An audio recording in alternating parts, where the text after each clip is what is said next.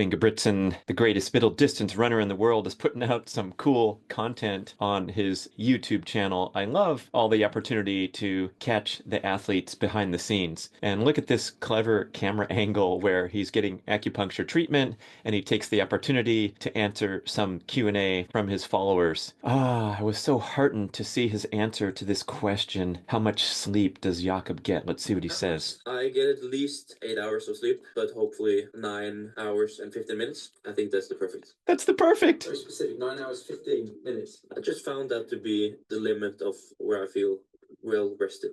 That is exactly what I have discovered for myself. Sometimes I feel like a wuss, like, do I really need 9 hours? Am I just getting into these habits and now I'm really delicate and it's getting in my head when I don't get 9 hours of sleep? Or actually 9 hours and 15 minutes is what I have found to be my perfect ideal time. And that would represent usually 10:15 p.m. to 7:30 a.m. And I'm also very sensitive about that get to sleep time. Like if it's after 10:15 into 10:30, I start to shut down my brain, my body, everything. My wife makes fun of me because I slur my answers. So I really have found that 9:15 is perfect for me. I encourage all of us to prioritize sleep, creating an ideal sleep environment, which is dark, cool, no distraction, no clutter. If you need noise machines or earplugs, I got some comments on a recent post that talked about the benefits of sleeping with a loving partner, and people wrote back, hey, what about if that partner happens to snore or use the phone at night? So do whatever it takes to fall asleep comfortably. It's got to be the number one thing in life because all other health practices flow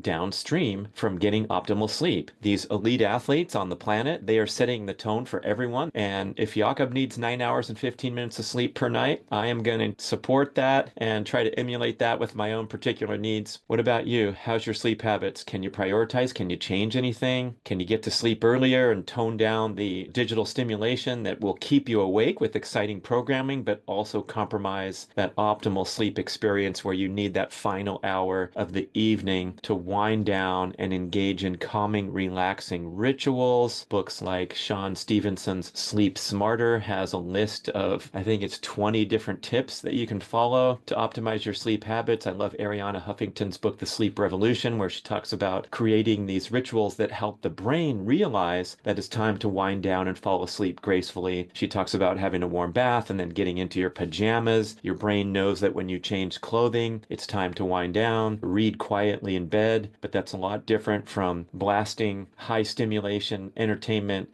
and then expecting to turn off the screen and fall asleep immediately. Sleep is king.